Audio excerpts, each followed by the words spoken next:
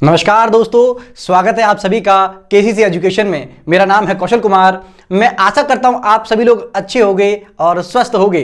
दोस्तों, आप लोगों का समर्थन देखकर, प्यार देखकर एक नई वीडियो और लेकर हम आ गए हैं और ये हिस्ट्री की सीरीज चल रही है जिसमें हमारा पार्ट 6 है।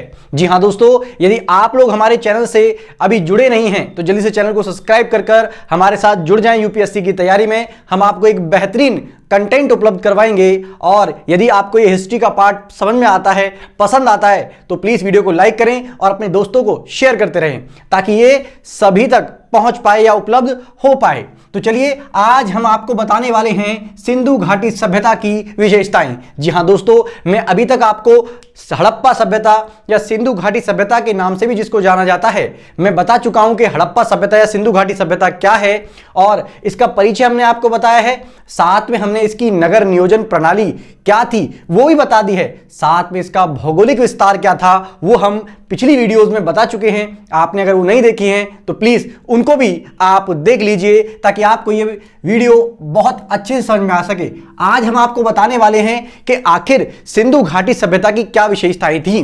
तो सबसे पहली विशेषता हम बताने जा रहे हैं राजनीतिक व्यवस्था। जी हां, वहां की राजनीतिक व्यवस्था कैसी थी? तो दोस्तों, वहां पर केंद्रीकरण शासन था। यह केंद्रीकृत जो शासन होता है वो कैसा होता है? इसका मतलब है कि जो सत्ता की बागदौड़ होती है, यानी कि शक्तियां जो होती हैं, अंतिम शक्तियां, वो प्रॉपरली एक व्यक्ति के हाथ में होती थी और उसे राजा कहा जाता था, राजा के नाम से जाना जाता था। इसीलिए हड़प्पा सभ्यता में जो शक्तियों का क्या था? केंद्रीकरण था, यानी कि सारी की सारी शक्तियां, प्रशासनिक शक्तियां किसके पास थी? राजा के हाथों में रहती थी।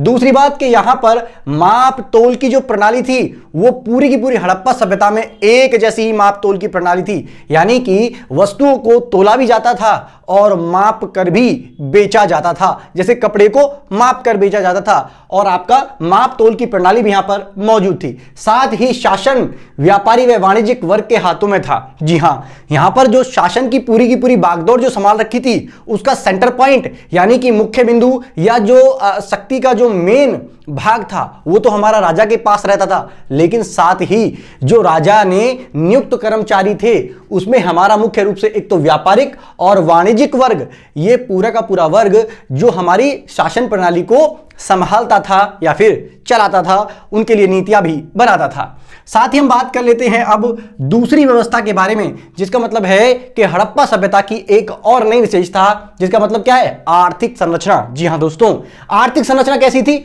तो यहां पर कृषि प्राथमिक व्यवसाय था। यह पूछा जाएगा सवाल, कई बार पूछा जा चुका है, मैं फिर बता रहा हूं। हड़प्पा सभ्यता में या सिंधु घाटी सभ्यता में प्रमुख व्यवसाय क्या था? यानी कि लोगों का जो प्रमुख रोजगार था वो कृषि था। क्या था? कृषि। दूसरे नंबर पर क्या था? पशुपालन। मैं फिर बता रहा हूं, इसमें कंफ्यूज कर देगा वो ऑप्शन देकर।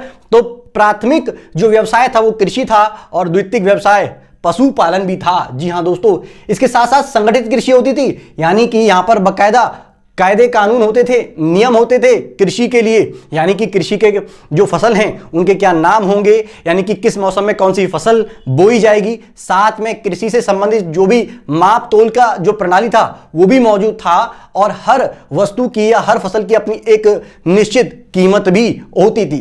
तो यहां पर मुख्य जो फसल थी वो क्या हमारी? गेहूं, जौ, आपका चना, कपास, ये पूरी की पूरी जो कृषि थी ये प्रचलन में थी। पूछेगा कि सिंधु घाटी सभ्यता में जो प्रमुख फसल थी वो कौन सी थी निम्नलिखित में से? तो ध्यान रखिएगा, गेहूं, जौ, चना, कपास और आपका, जी हां, इतना। एक कृषि और थी जिसका नाम क्या था? चावल। लेकिन चावल प्रमुख कृषि नहीं थी। मैं फिर बता रहा हूं, पूरी हड़प्पा सभ्यता में बोलेगा कि निम्नलिखित में से प्रचलन में कौन सी कृषि नहीं थी? तो चावल। लेकिन दूसरा सवाल, क्या हड़प्पा सभ्यता के लोग चावल से परिचित थे? जी हां, परिचित तो थे, लेकिन प्रमुख फसलों में चावल नहीं आता था। ठीक है ना। दूसरा, कालीबंगा। जी हां, कालीबंगा से जुताई के साक्ष्य मिले हैं। सबसे पहला कालीबंगा कहां पर है? राजस्थान के अंदर। यहां से जुताई के, खेत को जोतने के प्रमाण मिलते हैं। क्यों? क्योंकि खेतों की जुताई करेंगे तभी तो उर्वरक मिट्टी बाहर आएगी नीचे से और फसल का उत्पादन में वृद्धि होगी। एक और बात, हड़प्पा और मोहनजोदाड़ो में अन्नगार भी मिले हैं। अन्नगार मतलब भंडार गृह। जो भंडार गृह मिले ना, मतलब एक ऐसा घर बना रखा था, स्टोरेज रूम बना रखा था कि जब फसलों उगाई, फसल से अपना भरण पोषण कर लिया और साथ में बेच भी दी, उसके बाद भी अनाज बचता था तो इसको स्टोर करने के लिए एक स्टोर रूम भी हुआ करता था जिसको अन्नगार कहते हैं। तो ध्यान रखिएगा, ये जो अन्नगार था, ये जो भंडार गृह था, ये सूचित करता है कि उस समय पर हड़प्पा सभ्यता में कृषि का उत्पादन बहुत अधिक था, है ना, ध्यान रखिएगा, आधिक्य था। इसके बाद बात करेंगे तो चावल का प्रचलन नहीं था, लेकिन चावल रंगपुर कहां पर है? गुजरात के अंदर। मैं कल बता चुका हूं वीडियो में, एक बार आप उनको देख लीजिएगा क्योंकि ये सवाल पूछे जाते हैं। तो रंगपुर कहां पर है? गुजरात के अंदर है। गुजरात से हमारे चावल के साक्ष्य मिले हैं कि यहां पर चावल का उत्पादन होता था। साथ ही यहां पर जो प्रमुख पशु थे, जो पशुपालन होता था, गाय, भेड़, बकरी और आपका क्या, हाथी भी। तो इनसे क्या करा जाता था? भोजन की प्राप्ति की जाती थी। चमड़ा, मांस, ऊन और हाथी से हाथी दांत को निकालकर मतलब कई प्रकार की वस्तुओं का निर्माण किया जाता था। और साथ ही परिवहन के लिए भी इनका प्रयोग करते थे, मतलब आने जाने के लिए बैल वगैरह का प्रयोग कर लिया, है ना। कुत्ते से भी ये लोग परिचित थे। मैं ये सारी चीजें मैं आपको पहले ही बता चुका हूं। साथ ही मनोरंजन के लिए भी ये मुर्गे वगैरह को लड़वाते थे, या जो पशु थे इनको लड़वाते रहते थे, ठीक है ना। तो मनोरंजन के लिए भी पशुओं का प्रयोग ये करते थे। चलिए और देखिएगा, क्या ये लोग घोड़े से परिचित थे? सवाल आएगा, क्या हड़प्पा सभ्यता के लोग घोड़े से परिचित थे? जी हां। लेकिन आएगा, क्या घोड़े का प्रयोग प्रचलन में था? नहीं। पूरी हड़प्पा सभ्यता में इतनी ज्यादा मान्यता घोड़ों को नहीं थी, लेकिन घोड़े से ये परिचित थे। कैसे पता चला? तो ध्यान रखिएगा, सुरकोटडा, ये भी कहां पर है? गुजरात के अंदर। तो यहां से घोड़े की हड्डियों के क्या मिले हैं? अवशेष मिले हैं, उनकी अस्थियों के, अस्थि मतलब हड्डियां। तो उससे पता चला है कि ये लोग घोड़े से परिचित थे। आई होप आपको इतना समझ में आया होगा। साथ ही हमारी तीसरी विशेषता क्या है? शिल्प उद्योग। शिल्प उद्योग मतलब शिल्प मतलब क्या होता है? पत्थर, यानी कि पत्थर वगैरह से वो क्या करते थे? शिल्प उद्योग भी हमारे बनाते थे। जैसे कई सारे, जैसे कि पक्की ईंटों के मकान जो मिले हैं, उनसे ये प्रमाणित हो जाता है कि वहां पर भट्टा या फिर ईंट उद्योग उस समय पर मौजूद होगा, ठीक है ना। साथ ही यहां पर वस्त्र उद्योग, वस्त्र पहनते थे ये लोग, तो वस्त्र उद्योग भी विकसित था। मृदभांड, जी हां, यहां पर कई सारे मृदभांड मौजूद थे। साथ ही मोहनजोदारो और आपका हड़प्पा, ये नगर ऐसे थे जहां पर मिट्टी के बर्तन ऐसे नक्काशी करके बनाए गए हैं जो बहुत चमक धमक के साथ मिले हैं। तो मतलब डिजाइन्स भी बर्तनों में रहता था। साथ ही हाथी दांत, जी हां, हाथी दांत की प्राप्ति हुई है। हाथी दांत से कई सारे क्या बनाते थे? प्रयोग करने वाले सामान बनाए जाते थे। और धातु उद्योग का भी पता चला है, क्योंकि धातुओं का भी प्रयोग होता था, तांबे का मुख्य रूप से, साथ ही कांसे का भी, और आभूषणों का भी प्रयोग होता था। तो ध्यान रखिएगा, हाथी दांत के उद्योग प्राप्त हुए हैं, साथ ही धातु उद्योग भी हमारा प्राप्त हुआ है, और साथ ही आभूषण उद्योग की भी प्राप्ति हुई है हमारा हड़प्पा सभ्यता से। यहां पर बकायदा श्रम विभाजन था। श्रम विभाजन अभी थोड़ी देर में मैं आपको प्रॉपर्ली समझा दूंगा, नीचे है वो, ठीक है ना। चलिए, तांबा कहां से मिला है? तो तांबा हमारा खेतड़ी, जी हां, खेतड़ी और गणेश्वर, ये कहां पर है? राजस्थान से। तो बोलेगा कि सिंधु घाटी सभ्यता में तांबे के साक्ष्य कहां से मिले? तो ध्यान रखिएगा, राजस्थान के खेजड़ी और गणेश्वर, दो स्थानों से तांबे के साक्ष्य मिले हैं। ऐसे ही आपका टीन, तो क्या टीन हमारे यहां पर था? हाँ था, ऐसा बात नहीं है, लेकिन वो लोग परिचित नहीं थे। वो कहां से मंगाते थे?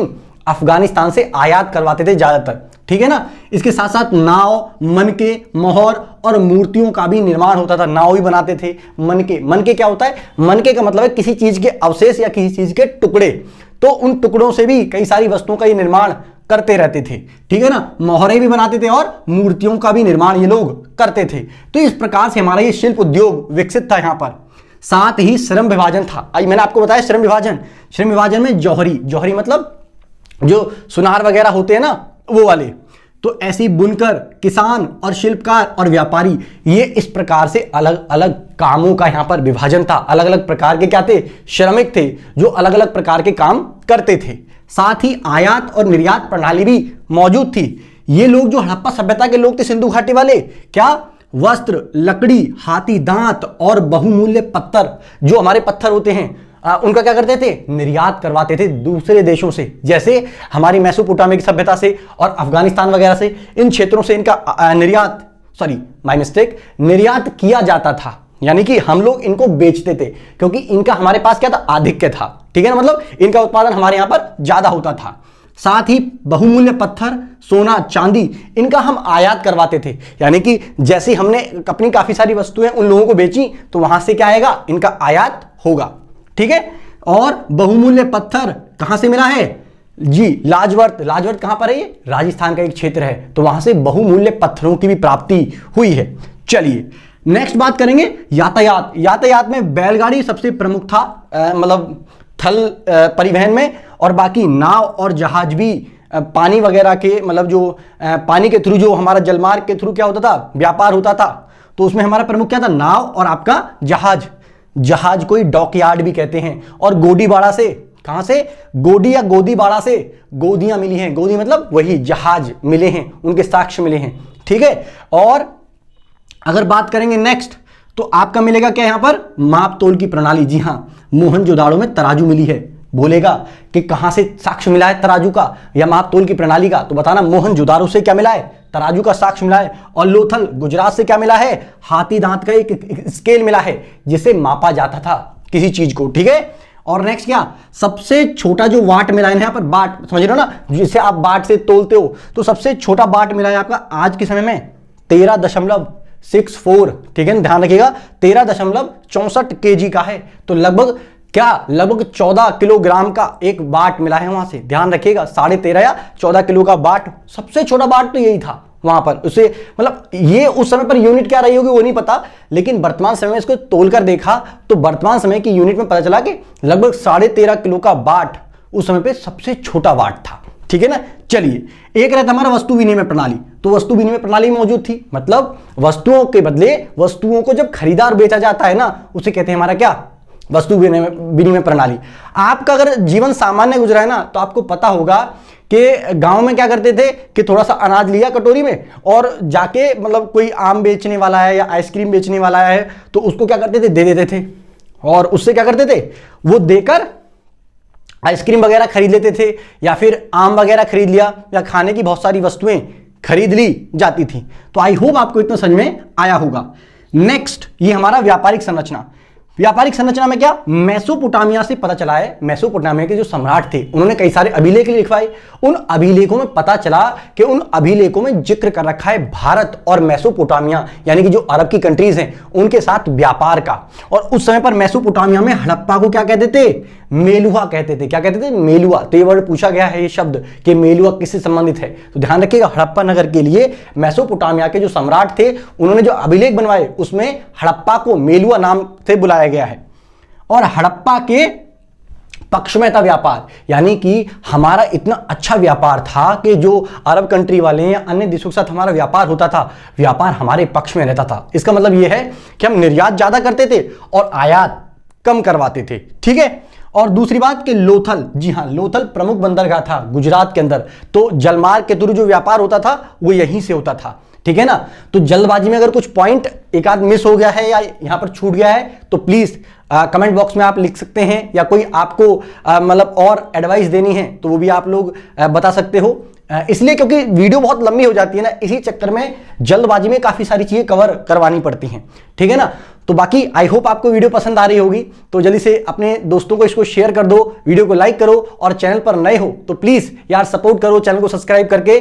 थैंक यू, मिलते हैं आपको नेक्स्ट वीडियो में, तब तक के लिए थैंक यू। जय हिंद, जय भारत।